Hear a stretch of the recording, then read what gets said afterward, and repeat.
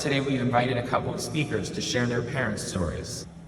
In our current political climate, anti-Semitic rhetoric and hate crimes have surged. This is a stark reminder that we must never forget the lessons from the past and must keep the memories of the Holocaust alive. We must remain vigilant and act against forces of bigotry and intolerance. I'd like to invite Mayor Mahan to the podium to talk more about these current challenges. Human values that we share, we have to model that for our children. We have to demand it of each other. And I want you to know that your city government here in San Jose is committed to upholding those values and to standing up for all of our community members, especially those who are the targets of anti-Semitism and Islamophobia, very targeted hatred in our community here that's been incredibly disappointing to witness. It marks the day in 1945 when Nazi Germany's largest concentration and extermination camp, Auschwitz-Birkenau, was liberated. For many, Auschwitz came to represent the horrors inflicted by the Nazi regime and its systematic effort to annihilate Europe's Jewish population. Decades later, International Holocaust Remembrance Day was established as a day when we remember and commemorate the 6 million Jews who perished, those who survived, and those precious survivors who are still with us. For me, this International Holocaust Remembrance event feels different than any Holocaust Remembrance event I've experienced in my lifetime. In the aftermath of October 7th, the worst atrocity committed against Jews since the Holocaust, in the face of a palpable and precipitous rise in anti-Semitism across our world and here in the Bay Area, and in the shadow of a devastating war, ongoing war in the Middle East, I feel unmoored. Never before have I felt such urgency to invoke the memory of the 6 million Jews and millions of other victims of Nazi persecution who perished in the Shoah, in the Holocaust. I realized that the torch is being passed and that in a few years, there's only going to be people who experienced the Holocaust. And that's why it's so important for those of us who are connected to give that testimony. My grandfather spent 6 weeks in the Dachau concentration camp. I tried many years to use my best journalistic skills to get him to talk about what he saw, and he never would talk about it. What he experienced there was so horrific. He would wake up in the middle of the night screaming with nightmares, and that was haunted him for his entire life. He did tell me about all the cousins who he'd lost, and he knew the names and could recite them of all the people who didn't make it out of Germany and Austria and Poland. My stepdad was in Poland. He took refuge in the house of a righteous Pole who was hiding 20 Jews in the basement. Imagine that, in the basement of a small house, 20 people in a shelter dug out of the dirt, no sanitation, rats, not enough food, a few potatoes passed through the floorboards when the family could provide food. So for 3 years, from the ages of 7 to the ages of 9, he didn't see the light of day, didn't go to school, didn't see the sun, didn't play sports, horrific experience. Despite that, he came to America, became a physician, raised a family, and led a normal life here in America. But he's still haunted by the memories. He's now 89 years old. Those of us who know about this have to speak about it because there are deniers. There's people who say it didn't happen, or that it was smaller than it was, or it was, sickness and disease that killed, not an intentional act of state-sponsored death machine on a scale that the world has never seen before and has not seen since. That's not to diminish any of the other atrocities and horrific things going on in the world today, but the Holocaust, as we know it, is a unique event in the way it proceeded and the reasons it proceeded and the way it went down in such a calculated way.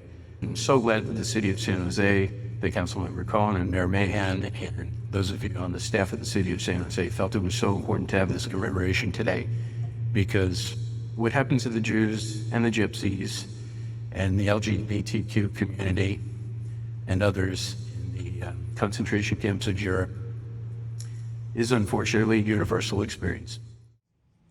My dad was born in 1940 in Wojcislaw, a small town in Poland, not far from Krakow.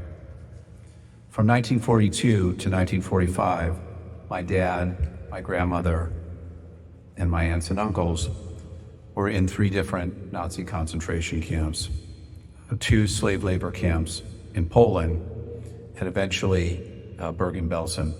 My dad survived, his mother survived, and they were liberated in March 1945. Anne Frank and her sister Margot were also at Bergen-Belsen at this time, but they perished in March, a month before the British liberated this camp. My dad then spent a year in a hospital in Germany, and then another 4 years in displaced persons camps in Germany, in Landsberg, the American sector, and immigrated to the United States in 1950 to the Jewish Mecca of Oshkosh, Wisconsin. I've been thinking a lot about my dad.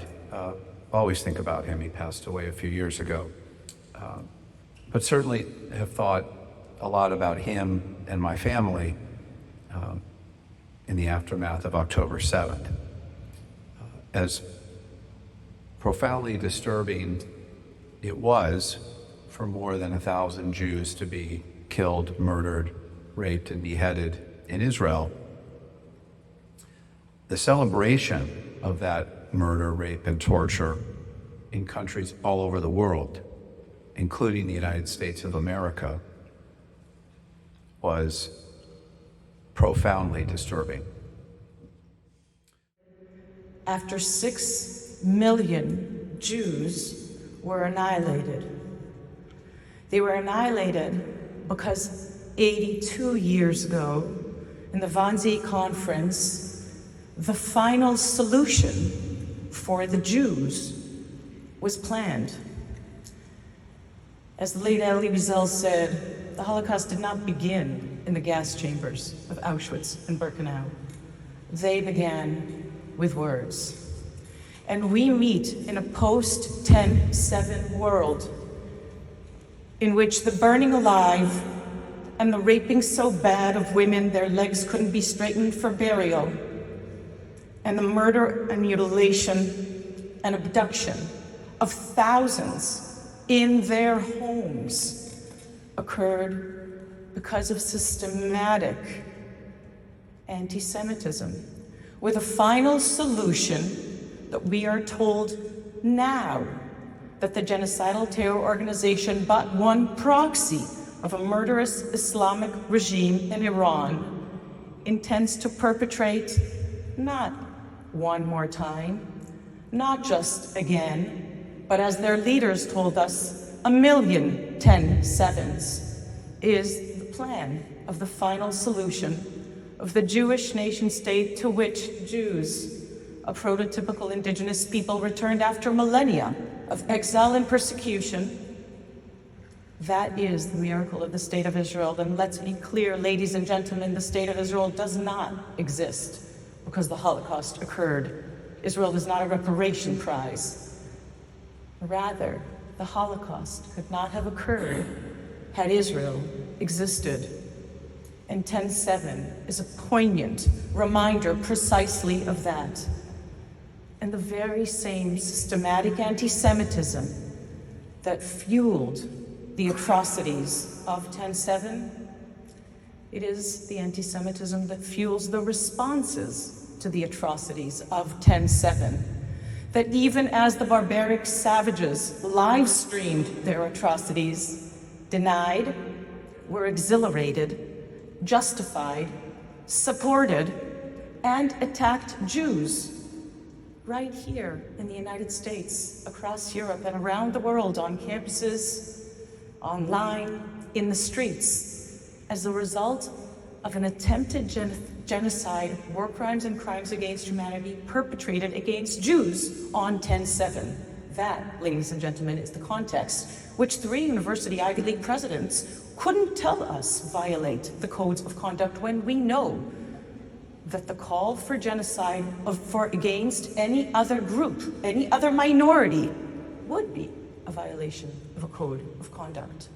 And that is a double standard. And so I stand before you as Israel's special envoy for combating anti-Semitism, and as Israel is the nation state of the Jewish people, as the Jewish people's special envoy for combating anti-Semitism, to say, in order to be able to identify and combat this strain of anti-Semitism that fueled the atrocities of 10/7 and unfathomably the responses to the atrocities of 10/7, we have to utilize the International Holocaust Remembrance Alliance definition, the single definition that enables to identify and combat this mainstream, mutated, modern strain of anti-Semitism, that is anti-Zionism, or the negation of Israel's very right to exist. We cannot identify and combat anti-Semitism without the IRA definition. And if we are indeed to together uphold our commitment to never again, and never again is a prospective commitment, never again in the future, we have to not only remember the past, and for us it is memory, it is not just history, as we heard before. Not only remember the past, but we have to do so in order to be able to identify this strain of anti-Semitism that plagues our societies, our places and our spaces, online, on university campuses, in Congress, so that never again, not just in the future, but never again the genocidal intended 10/7 attack, in which the final solution of those that perpetrated tell us they are planning to commit again and again. And if I may, 10/7 is not just a never again moment for the state of Israel, the Jewish nation state, or for Jews attacked post 10/7 in its wake. It is, in fact, the attack of barbarism on our shared civilization. It is a moment in which, just like the righteous among the nations, there is a role for each and every individual to unequivocally condemn the atrocities of 10/7 and to work and transcend across difference of religion, of politics, of geography, in order to ensure that indeed we uphold our shared prospective commitment of never again. And never again is right now. Thank you. I will now recite the Yom HaShoah prayer of contemporary liturgist Devin Spire, a prayer that is the focal point of Jewish funerals and has been adapted to remember the 6 million.